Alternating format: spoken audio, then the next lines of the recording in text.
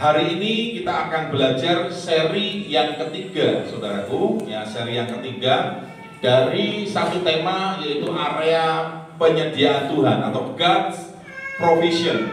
Ya, jadi kalau Tuhan punya visi, Tuhan punya kehendak, dan kehendak itu dinyatakan kepada saudara. Saudara menerima dan menangkap itu sebagai sebuah rema. Ya, rema itu sesuatu hal yang menggugah saudara. Rema itu sesuatu yang hidup, firman yang hidup dalam hidup saudara. Maka ketika sudah menerima visi dari Tuhan, sudah menerima tuntunan dari Tuhan, percayalah saudaraku, yakinlah. Ketika aku sudah yakin, melangkah saja dulu, berjalan dulu saudaraku. Ya, nanti Tuhan akan menyediakan di depan sana. Jadi istilahnya begini, singkatnya, simpelnya, kalau Tuhan sudah beri visi, maka Tuhan akan berikan provisinya. Ya, provisi itu penyediaannya. Amin saudaraku. Ya, saya sampai hari tetap terus percaya Tuhan, kepada Tuhan, bahwa visi yang Tuhan taruh di dalam hati saya, dalam kehidupan saya, ya, khususnya ketika saya ada di kota Kalijati ini saudaraku, ya. Bahkan sebenarnya visi ini sejak saya ada di Tanjung Sari waktu itu, ya. Tuhan berikan satu rema dalam hati saya ketika istri sedang mengandung, ya kan. Saya itu ditaruh sama Tuhan satu nama, saudaraku, eklesia. Ya, itu menjadi satu visi yang Tuhan taruh dalam hidup saya. Eklesia artinya itu adalah gereja. Eklesia artinya adalah jemaat. Eklesia adalah artinya dipanggil keluar dari kegelapan, dari kehidupan dosa, dari cara hidup yang lama, dibawa keluar dan dimasukkan kepada terang yang ajaib, berpindah dari hidup kegelapan kepada hidup di dalam terang Tuhan Yesus. Itulah visi itu, saya percaya saudaraku, ada penyediaan Tuhan. Yang mengerti katakan amin. Kalau Tuhan sudah menyuruh, Tuhan sudah memerintahkan, Tuhan sudah menghendaki supaya didirikan sebuah jemaat, sebuah gereja di kota Kalijati, maka Tuhan akan memberikan penyediaannya. Amin. Sekalipun mungkin jalannya, prosesnya cukup panjang, cukup berliku, dan cukup membuat hati kita berdebar-debar, ngeri-ngeri sedap. Wah, ya kan? Kayak film, ngeri-ngeri sedap, saudaraku, ya kan? Tapi tetap terus berpegang, aku percaya Tuhan. Ya, dalam minggu ini, saudaraku, dari hari Senin sampai Sabtu kemarin, ya, di satu hari, saya lupa hari apa itu, ya, saya sedang memuji menyembah Tuhan di ruang kerja saya. Ya, saya dibantu oleh nggak pakai gitar, nggak pakai piano, saya dibantu oleh MP4, ya, MP4, ya, saya setel, saya menyembah sebuah lagu sampai saya menangis, saudara. Di ruang kerja itu sendiri saya menangis, saudara. Ya, saya percaya, saya perkatakan kembali, Tuhan, bahwa suatu hari nanti Tuhan, visi yang Tuhan sudah taruh dalam hidup saya beberapa tahun yang lalu, Tuhan, ini dapat terjadi, ini digenapi Tuhan. Saya gak bisa sendiri, saya bilang itu di tengah air mata saya gak bisa sendiri Tuhan. Saya perlu Engkau, dan Engkaulah yang akan mengerjakannya Tuhan. Engkau sudah beri visi ini, Engkau yang akan memberikan provisinya. Amin saudaraku. Tapi gak berhenti di situ, saya terus berdoa, terus berharap, terus mengambil, mencari momentum tertentu di mana saya bisa masuk, di mana saya bisa mulai meningkatkan lagi progresnya, ya, hari demi hari saya terus bersandar kepada Tuhan. Amin saudaraku. Dan saya percaya suatu hari nanti ini akan terjadi.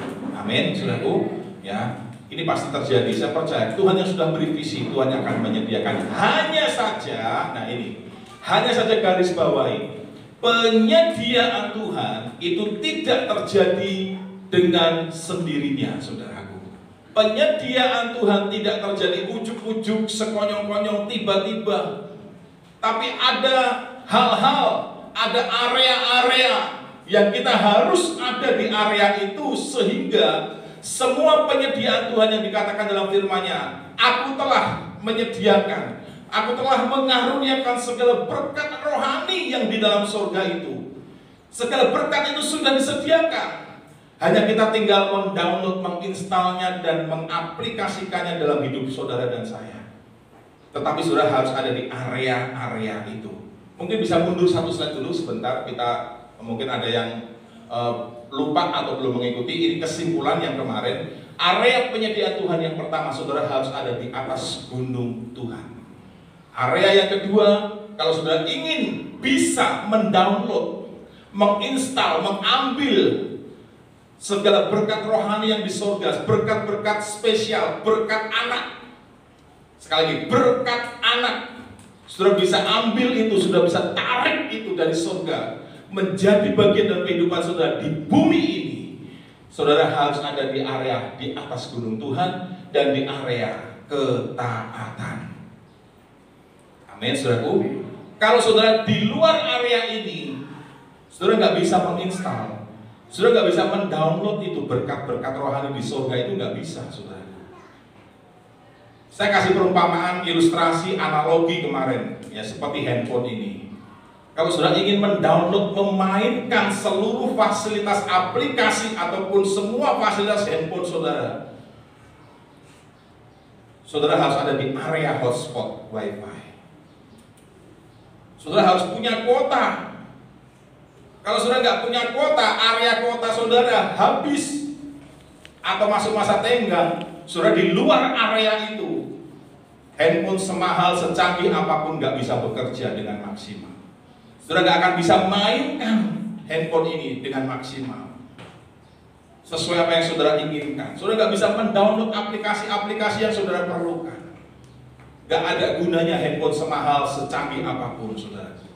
Tetapi walaupun handphone sederhana yang punya fasilitas internet, begitu saudara ada di area di mana di situ ada internet, sinyal internet, ada wifi, ada internetnya, saudara ada di situ, saudara punya kuota misalkan, saudara ada di area wifi, saudara bisa mainkan.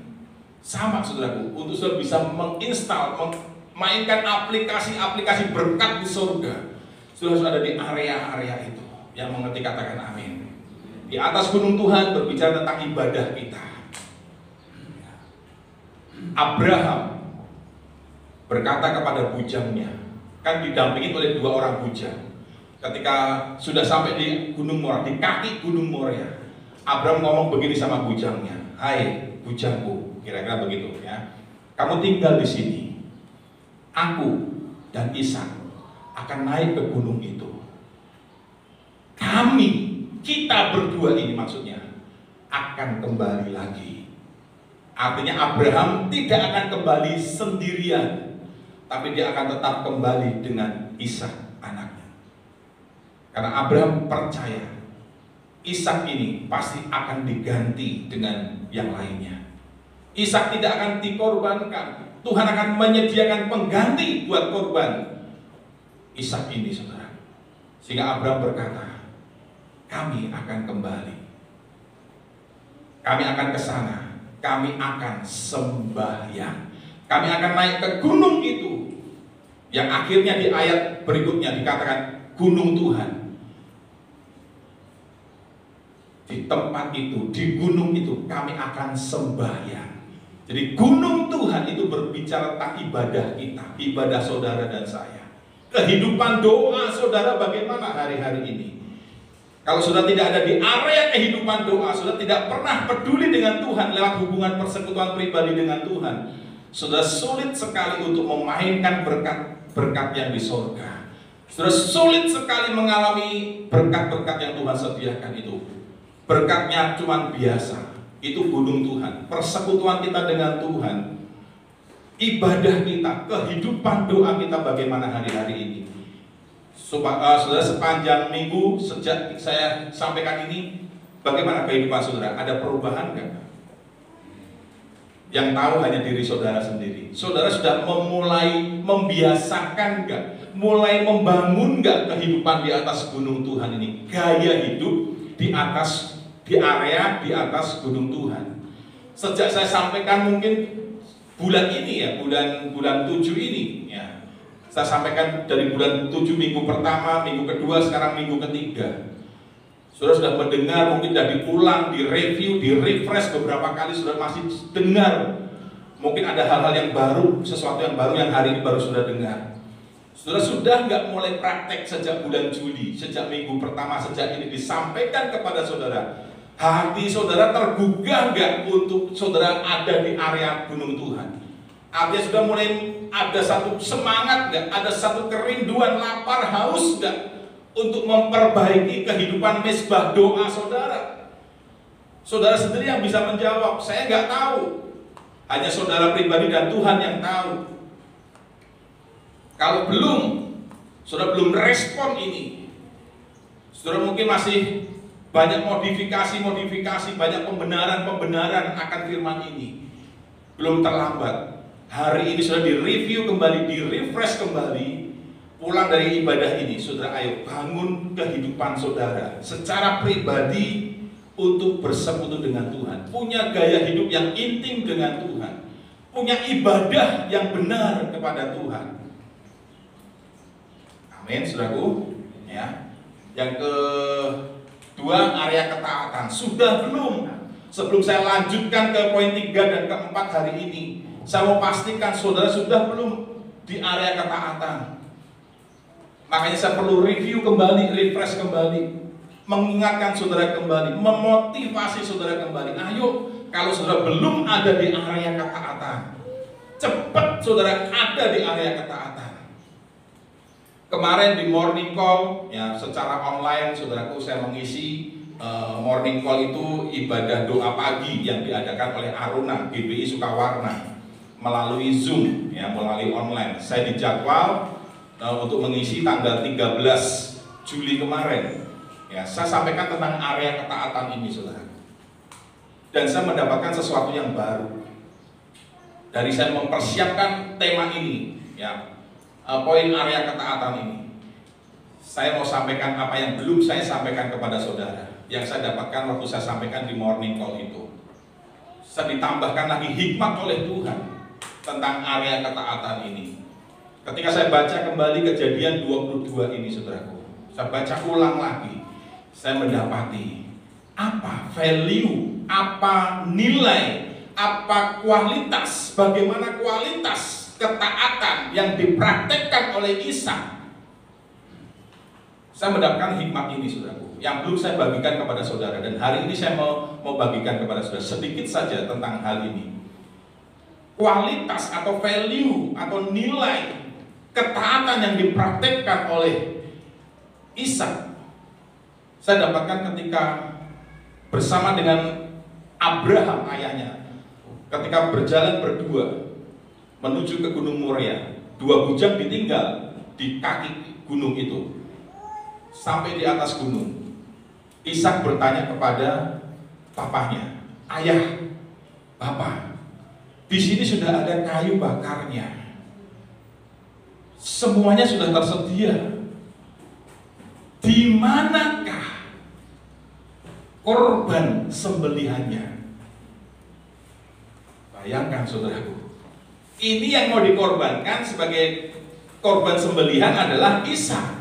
Tapi Ishak bertanya, "Di mana Bapak? Ayah, di mana? Korban yang akan dipersembahkan di mana?" Sejak berangkat dari rumah Abraham dan Ishak berangkat bersama 2 bujangnya keluar dari rumahnya. Berjalan 3 hari, saudaraku, sampai ke kaki Gunung Moria itu. 3 hari perjalanan naik ke gunung. Ishak belum mengerti ini mau apa sih sebenarnya. Bapakku Abraham ini bawa aku, bawa bujang, bawa kayu, ini mau buat apa? Mau acara apa? Mau seperti apa? Ishak belum tahu. Sampai di atas Gunung Moria, Ishak belum tahu. Bahkan sampai ayahnya sudah mengayunkan pisaunya untuk mempersembahkan korban persembahan bagi Tuhan. Ishak belum tahu. Berbaring di atas mezbah, Ishak belum tahu. Tetapi Ishak taat, saudaraku. Inilah kualitas ketaatan dari Ishak yang ditunjukkan kepada saudara dan saya, yang diajarkan kepada saudara dan saya. Maknanya apa? Ketaatan seperti apa yang Ishak praktekkan? Poinnya ini, value, kualitas ketaatan Ishak adalah Ishak taat sekalipun belum mengerti. Ishak taat sekalipun belum mengerti. Kebanyakan kita nggak bisa taat, nggak mau taat, gagal untuk taat. Kenapa? Karena kita nuntut, saya harus ngerti dulu, saya harus tahu dulu, saya harus paham dulu, baru saya mau taat. Kalau saya belum paham, saya nggak akan taat. Makanya saudara nggak pernah bisa taat kalau sudah punya paradigma seperti itu. Sekarang ayo dirubah, saudaraku.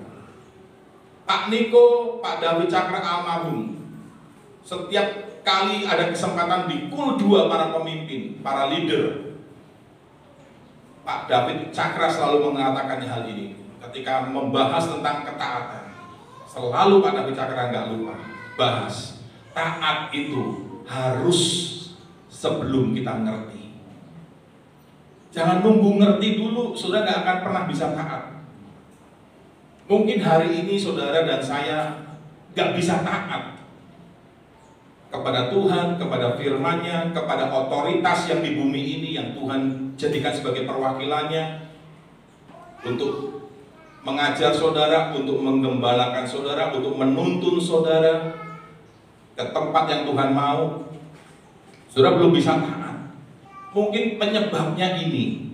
Saudara nuntut dulu ngerti, saya harus ngerti dulu. Tapi ayo sekarang kita belajar sama-sama paradigma yang baru. Sekalipun sudah belum mengerti, taat saja saudara. Amin saudaraku.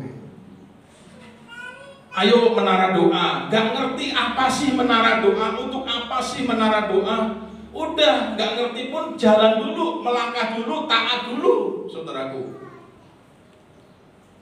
Jangan pikir dulu, ayo dong apa nih menara nih, harus dikhotbahkan dulu, harus diajarkan dulu. Saudara nunggu, mungkin belum diajar. Sudah diajar, masih belum ngerti, ini bukan begini artinya. Kita modifikasi sendiri, kita membenarkan sendiri, gak perlu menara doa juga saya diberkati. Nah itu modifikasi firman yang datang kepada kita, sehingga kita akhirnya, gak penting menara doa. Misalkan ini contoh salah satunya. Ngapain menara doa segala? Toh dengan saya pribadi dengan Tuhan udah cukup. Itu modifikasi, pemikiran kita dimodifikasi, firman-Nya dimodifikasi. Dengan pembenaran kita, dengan pemikiran kita sendiri. Padahal Tuhan sampaikan melalui pemimpin rohani, katakan, ayo menara doa, ini penting menara doa. Pemimpin dah ngomong begitu, kita masih modifikasi. Bukan itu. Bukan seperti itu, gak apa-apa. Buktinya tuh gereja-gereja lain, orang-orang lain gak doa, diberkati. Itu pembenaran. Ayo sekarang, firman Tuhan memanggil saudara dan saya untuk taatlah sebelum mengerti. Amin, saudaraku. Dalam melayani sudah disampaikan 3 hal. Melayani harus disertai dengan pengetahuan, pengertian yang benar. Artinya apa? Komitmen. Melayani harus disertai persekutuan intim dengan Tuhan secara pribadi. Melayani harus disertai dengan perubahan karakter. Kita masih modifikasi. Bukan seperti itu. Toh melayani dengan gak pakai 3 itu pun berjalan dengan baik, diberkati. Gak perlu 3 ini. Gak perlu membangun hubungan sama Tuhan. Gak perlu saat teduh, gak perlu baca firman. Toh dulu saya melayani, saya gak pernah baca firman, melayani. Saya gak pernah kehidupan doa, saya melayani. Bisa tuh. Jemaat diberkati itu, hidup saya diberkati itu. Nah muncul lagi modifikasi seperti itu, pembenaran. Akhirnya gak bisa taat. Ayo sekarang hidupi seperti Ishak, taat kepada bapaknya dan kepada Tuhan. Kepada Tuhan melalui bapaknya. Ishak itu taat sekalipun belum mengerti. Yang kedua, value kualitas ketaatan Ishak selain dia taat sebelum mengerti. Ishak itu kan berjalan dari rumahnya sampai dia dipersembahkan di mezbah, sampai ayahnya mau mengayunkan pisaunya, sampai malaikat Tuhan mencegah, stop, berhenti Abraham, jangan lakukan itu. sampai di situ tujuan Tuhan tercapai, maksud dan kehendak Tuhan tercapai. Artinya apa, saudara? Bagaimana ketaatan Ishak?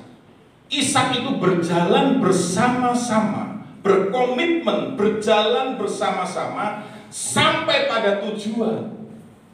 Sampai pada tujuan yang dikehendaki Tuhan. Di mezbah itu, di atas mezbah itu, itulah tujuan Tuhan.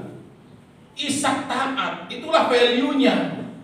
Itulah kualitas ketaatan Ishak. Apa itu? Ishak mempraktekkan ketaatan dengan cara dia berkomitmen berjalan bersama bapaknya, berjalan bersama Tuhan melalui bapaknya, melalui Abraham, sampai pada tujuan.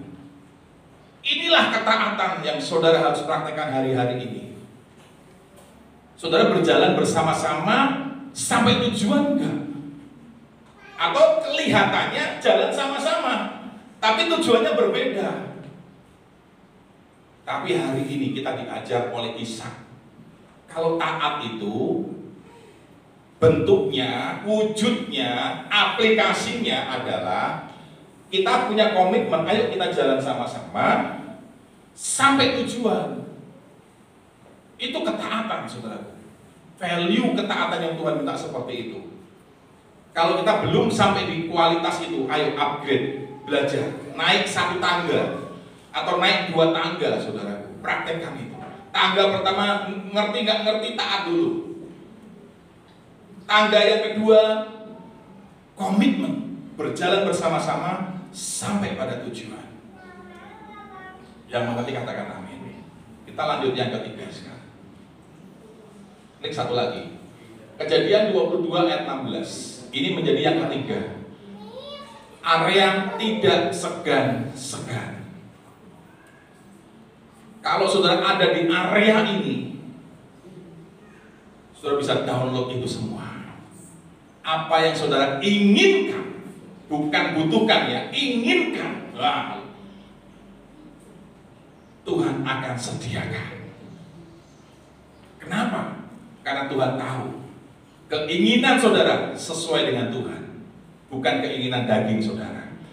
Maka sekalipun itu keinginan, tapi karena sesuai dengan kehendak Tuhan, Tuhan tahu itu dan Tuhan sediakan. Contoh misalkan, kita di satu sisi memang butuh tempat ibadah sendiri, punya tempat sendiri. Itu sebuah kebutuhan. Tetapi di satu sisi yang lainnya, 2 sisi, satu sisi adalah kebutuhan, tetapi satu sisi juga adalah keinginan, saudaraku. Betul, saudaraku? Ya, ada sisi keinginan, ada sisi kebutuhan, dan Tuhan tetap sediakan. Kenapa? Karena itu sesuai dengan keinginan Tuhan. Karena itu sesuai dengan maunya Tuhan. Tuhan sediakan. Saudara harus ada di area ini. Naik satu tangga lagi. Yang ketiga, tidak segan-segan. Menurut saudara tidak segan-segan itu apa sih? Pak Romulus misalkan apa? Menurut Pak Romulus artinya tidak segan-segan itu seperti apa coba? Misalkan pengertian yang Pak Romulus dapat dari tidak segan-segan ini apa? Atau mau kasih contoh boleh, misalkan apa? Kalau tidak segan-segan, setengah-setengah. Jangan setengah-setengah. Oke, satu. Siapa lagi? Siapa lagi yang mau jawab? Angkat tangan, gak apa-apa. Ya, kita berdiskusi ya, supaya jangan tegang ya, jangan tegang-tegang kawan. Tidak segan-segan apa artinya? Kalau Pak Edi, menurut Pak Edi kalimat tidak segan-segan itu apa artinya? Tadi dari Pak Romulus tidak setengah-setengah, ya kan? Dari Pak Edi apa maknanya yang dapat? Ya, oke. Yang lainnya, Deta? Jangan ragu-ragu. Oke. Siapa lagi yang mau angkat tangan? Pak Silaban. Tidak segan-segan artinya apa? Leluasa. Ya? Leluasa. Leluasa. Leluasa. Seperti apa contohnya leluasa itu misalkan? Bisa diperjelas lagi. Mau melakukan sesuatu bebas gitu, merasa tidak ada hambatan. Ada hambatan. Wah, ya kan? Pokoknya nggak segan-segan. Bu Otin apa Bu Otin? Tidak segan-segan, tidak bosan-bosan dan apa? Melakukan tidak bosan-bosan. Oke, ya, tidak jemu-jemu, terus lakukan, terus lakukan. Pak Lambok apa? Menurut Pak Lambok tidak segan-segan. Tulus. Nah. Ada lagi satu lagi yang mau jawab, angkat tangan. Henry? To the point. Wah, tidak segan-segan tuh to the point. Haleluya. Gak apa-apa, betul ya. Artinya tidak segan-segan tuh nggak sayang-sayang gitu loh. Aduh sayang, gitu. Ya, tidak segan-segan tuh all out, segenap hati, total, nggak hitung-hitungan. Itu tidak segan-segan. Amin, saudaraku. Aduh, ini aku nggak untung kalau begini. Aduh, gimana aku cukup? Untuk aku sendiri kurang. Hitung-hitungan. Tuhan suruh A, kita mulai hitung-hitungan. Wah, nggak cukup Tuhan untuk biaya hidupku, nggak cukup. Apalagi untuk Tuhan. Jangan dulu Tuhan, nanti. Itu hitung-hitungan, itu masih segan, masih sayang. Itu artinya.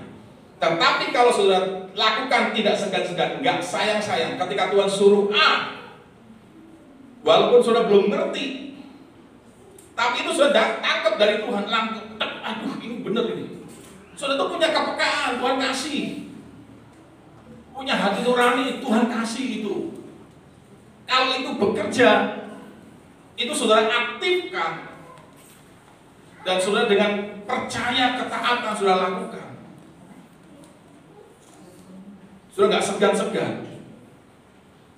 Itu apa yang Tuhan berikan seperti Tuhan berikan kepada Abraham, saudara bisa terima juga, saudara.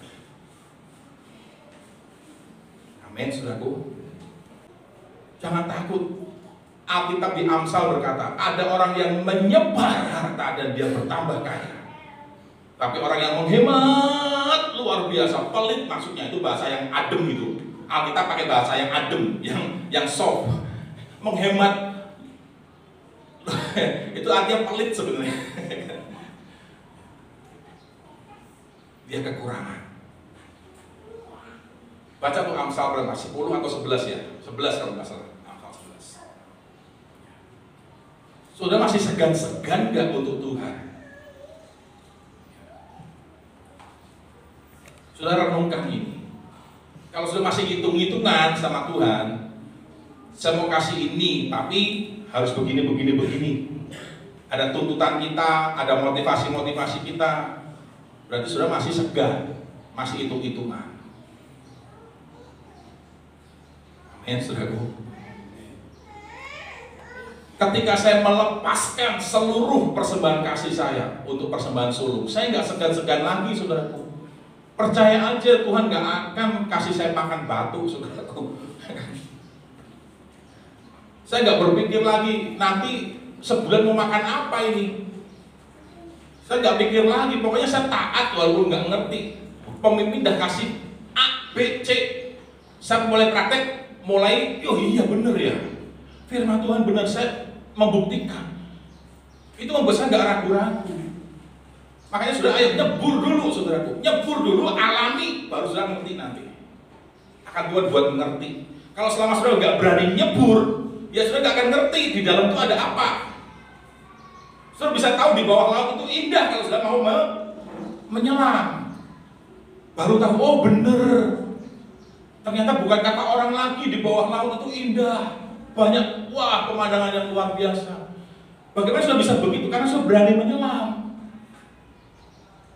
Berani berkorban, berani ambil resiko dengan menyelam itu. Sehingga sudah benar-benar bisa, oh bener. Seperti itu firman Tuhan. Ketika disampaikan firman Tuhan itu iya dan amin. Indah. Firman Tuhan itu luar biasa, dahsyat. Lebih berharga dari emas. Buktikan saudaraku, nyebur dengan cara saudara lakukan firman itu. Baru saudara, wah bener ini firmannya. Bener ini. Selama saudara gak pernah berani melakukan, menyebur, menyelami firman itu, saudara gak pernah bisa mengerti. Hanya dengar dari kata orang, tapi saudara nggak ngalami.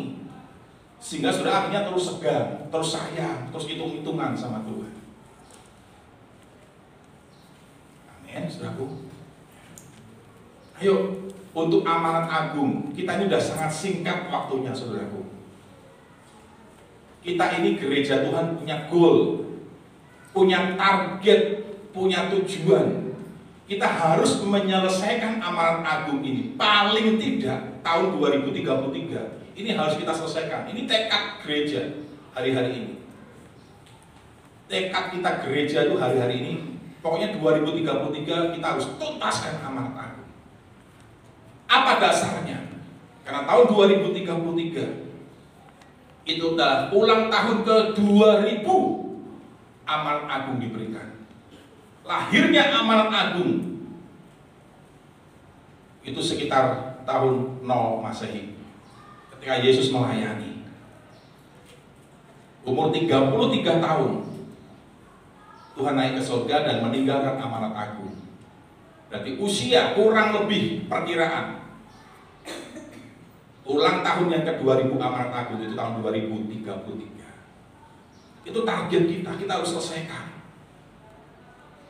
Waktunya udah nggak lama, saudara. Tuhan bisa datang kapan saja, mau besok, mau bulan depan, mau kapan, Tuhan bisa datang, nggak usah nunggu 2033. Kalau Tuhan mau datang, Tuhan udah siap untuk datang. Tetapi kita ini prepare sebagai panitia penyambutan. Kita prepare, ayo persiapkan kedatangan mempelai kita itu, kita persiapkan dengan cara hidup kita. Selesaikan amanat agung. Apa amanat agung? Gak ngerti, udah masuk aja, nyebur dulu aja. Pemuritan amanat agung itu. Amanat agung isinya pemuritan. Jadikanlah semua bangsa muridku. Saudara harus jadi murid. Itu aja, ngerti gak ngerti, lakukan aja, udah jadi murid. Mulai bangun kebiasaan kehidupan, gaya hidup sebagai seorang murid. Ibadah, ini murid, pemuritan ini. Saudara sedang dimuridkan secara korporat, secara seluruh bersama-sama, seluruh keluarga besar. Ada pemuritan yang lebih kecil, lewat komsel, lewat MSK. Ini pemuritan, saudara masuk, nyebur di situ, walaupun saudara belum ngerti. Jangan segan-segan, aduh hitung-hitungan, aduh enak nonton sinetron, aduh enak tiduran, ber-AC, itu masih hitung-hitungan, saudara. Waduh gerimis, masih hitung-hitungan. Kalau sudah tidak segan-segan, ini waktunya pemuritan. Ini waktunya ketemu Tuhan. Ini waktunya belajar, mendalami Alkitab.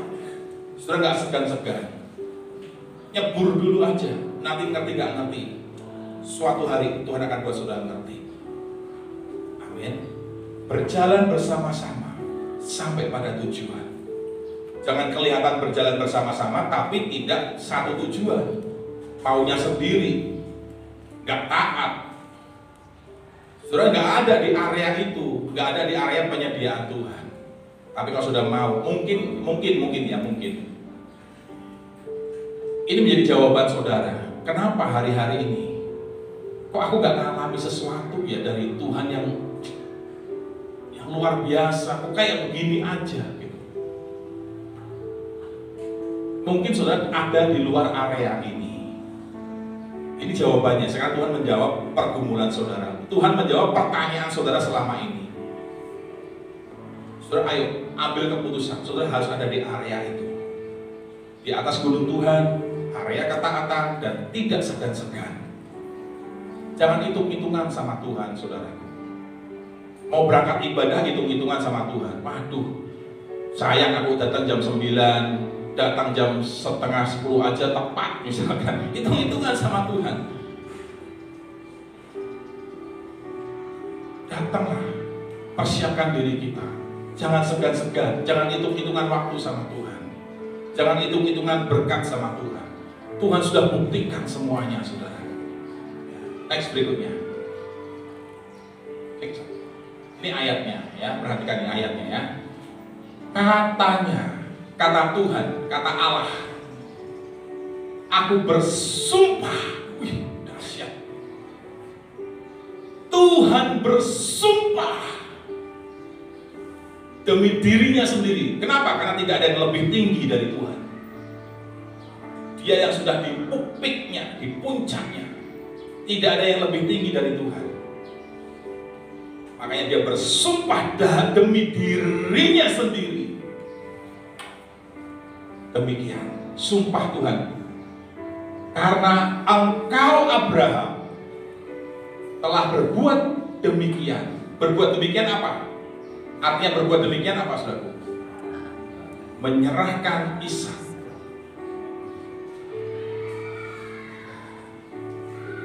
Yang tunggal kepadaku. Gampang nggak menurut saudara? Apa yang dilakukan Abraham gampang atau susah, saudara? Halo? Susahnya di mana? Susahnya di mana?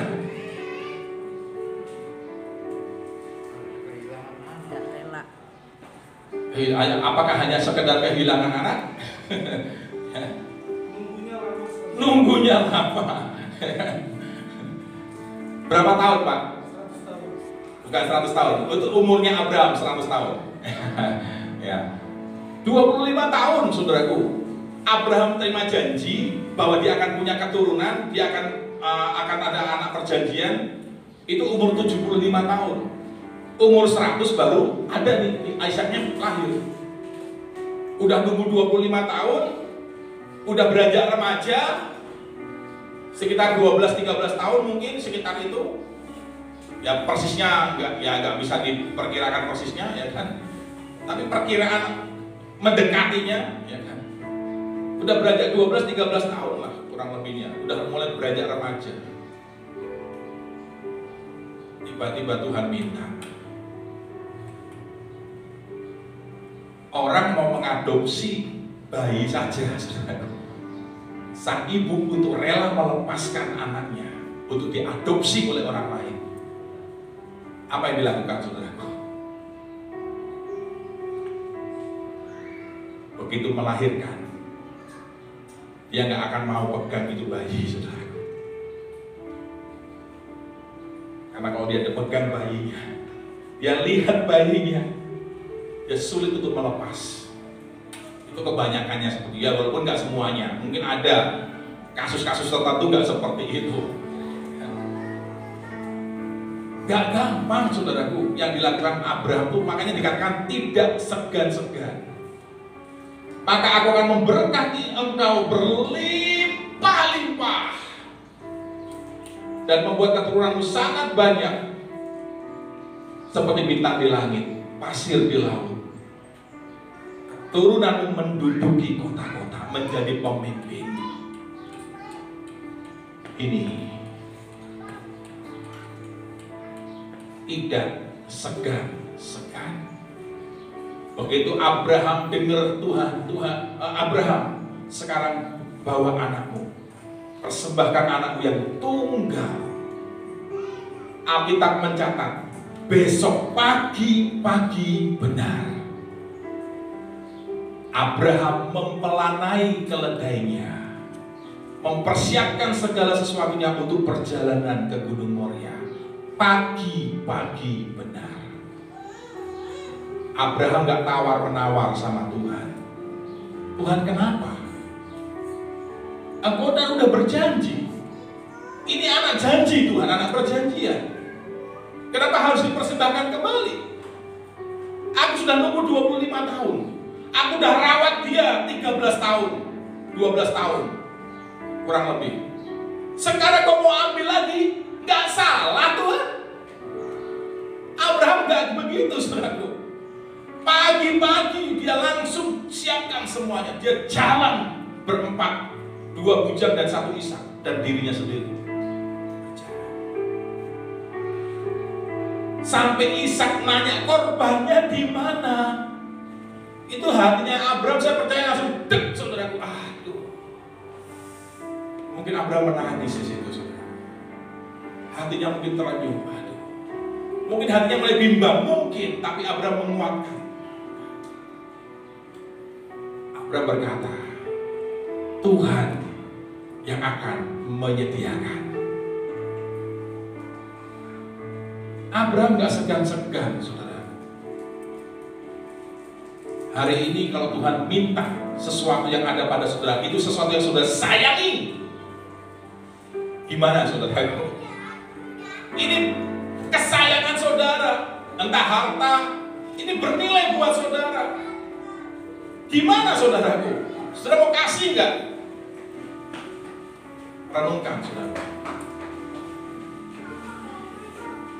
Sama Tuhan jangan segan-segan. Yang mengerti katakan amin. Next berikutnya. Kita tuntaskan. Satu lagi, klik. Pembuktian. Kejadian 1 ayat 2. Buktikan sama Tuhan. Ayatnya kita baca yuk sebagai yang terakhir. Setelah semuanya itu, Allah mencoba Abraham. Ini alih kalimat di ayat pertamanya ya. Ia berfirman, Abraham, ya Tuhan, ambil anakmu yang tunggal, yang kau kasihi, pergi ke tanah Moria, persembahkan dia sebagai korban bakaran di salah satu gunung yang akan kukatakan kepadamu. Allah mencoba. Dalam bahasa aslinya, Allah meminta bukti dari Abraham. Abraham, ini kalau bahasa santai ya, aku kan mau jadikan kamu ini sebagai bapak orang beriman, bapak segala bangsa. Orang-orang yang beriman, kamu ini bapaknya. Aku mau fit and proper test, aku mau uji kelayakan sekarang. Aku mau bukti dari kamu, Abraham. Apa Tuhan yang bisa saya buktikan? Imanmu, ketaatanmu. Karena antara iman dan ketaatan itu seperti sisi dua, satu sisi mata uang. Satu sisinya iman, sisi sebaliknya ketaatan. Iman dan ketaatan itu seperti mata uang, saudara. Di dalam FIYH saya bacakan. Beberapa waktu kemudian Allah menguji iman dan ketaatan Abraham. Kalimat dalam FIYH terjemahannya seperti itu. Allah menguji iman dan ketaatan Abraham. Jadi sekarang tangga yang keempat, area yang keempat yang saudara harus ada di sana adalah area pembuktian. Buktikan sama Tuhan. Saudara orang beriman, saudara orang yang taat kepada Tuhan. Klik berikutnya. Lewat saja, lewat lagi. Nah, ini sebagai penutup. Perhatikan ini. Pembuktian Tuhan dalam kehidupan saudara dan saya. Tuhan itu sudah buktikan. Berapa harga nafas saudara? Kita hitung sama-sama yuk. Klik berikutnya. Ini sudah saya pernah sampaikan, tapi mereview kembali. Harga oksigen, apalagi kemarin saudaraku ya, waktu COVID kemarin, wah itu tinggi harganya. Harga oksigen itu 25.000 per liter, kira-kira saja lah. Gak tahu nih harga sekarang, gak tahu, tapi kita pakai harga rata-rata aja. Harga oksigen 25.000 per liter. Harga nitrogen, jadi sudah bernafas itu nggak cuma oksigen, tapi ada nitrogennya. Sekarang isi apa? Angin nitrogen berapa? Satu ban, satu roda. Kira-kira 9.950 per liter, kira-kira saja. Dalam sehari, saudara sehari ini menghirup memerlukan 2.880 liter oksigen dan 11.376 liter nitrogen. Ini kebutuhan saudara per hari. Jadi harga oksigen tinggal saudara kalikan. Kebutuhan saudara 2.800 sekian kali 25.000, 72 juta. Ini untuk oksigen. Untuk nitrogennya segini. Kebutuhan saudara segitu, harganya segini. Kalikan 113 juta sekian. Ini untuk nafas saudara sehari. Totalnya 185 juta sekian. Satu hari. Sudah bayar? Setiap hari bayar 185 juta? Halo? Ada yang bayar sama Tuhan 185 juta? Sehari untuk nafas saudara. Kalau 1 bulan berapa nih? 5 miliar. 5,5 miliar saudara. 5 miliar 555 juta. Kalau setahun 67 miliar. Tuhan kasih cuma-cuma. Hirup sebanyak-banyaknya, sebebas-bebasnya. Tuhan sudah buktikan. Ini per hari 185 juta, per bulan 5,5 miliar, per tahun 67,5 miliar. Nah itu saudaraku, renungkan. Gratis Tuhan kasih. Kenapa kita masih segan-segan sama Tuhan? Ini pertanyaannya. Ini renungannya. Selamat ada di 4 area ini. Pertama area apa tadi? Di atas gunung Tuhan. Kedua, ketaatan. Ketiga, tidak segan-segan. Keempat, apa? Pembuktian. Tepuk tangan buat Tuhan Yesus. Saudara ada di 4 area ini, saudara bebas mainkan semua berkat di surga. Download saudaraku, install itu, masuk dalam hidup saudara, alami, nikmati. Tuhan Yesus memberkati kita semuanya.